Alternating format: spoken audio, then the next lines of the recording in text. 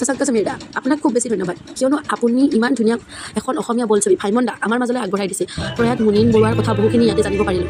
আৰু মোৰ প্ৰত্যেকজন অসমীয়ালৈ এটাই অনুৰোধ যদি আপোনালোকে ভাইমন দা চোৱা নাই তেতিয়াহ'লে আপোনালোকৰ ওচৰৰ চিনেমা হললৈ যাওক আৰু ভাইমন দা চাওক কিয়নো ইয়াত প্ৰত্যেকটো কেৰেক্টাৰ ইমান ধুনীয়াকৈ উপস্থাপন কৰা হৈছে চাই খুব ভাল লাগে বিশেষকৈ পাৰ্থ দাই কৰা জুবিন দাৰ এক্টিংটো এনেও মোৰ জুবিন দাৰ চবচে প্ৰিয় তাতে পাৰ্থ দাই ইমান ধুনীয়াকৈ কৰিছে চাই খুব ভাল লাগিছে আৰু আমি যদি অসমীয়া হয় অসমীয়া চিনেমাখন নাচাওঁ কেনেকুৱা কথা হ'ব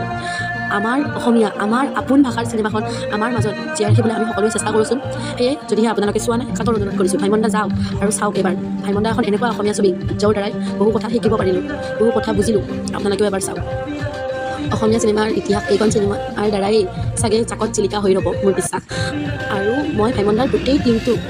আকৌ এবাৰ ধন্যবাদ জনাইছোঁ কিয়নো অসমীয়া জনসাধাৰণৰ মাজলৈ ইমান ধুনীয়া এখন অসমীয়া বোলছবি আগবঢ়াই দিয়াৰ বাবে হয়তো বহুতে ভাইমন দাক চিনি পোৱা নাছিল এইখন চিনেমা চোৱাৰ পিছত সকলোৱে ভাইমন দাক চিনি পাব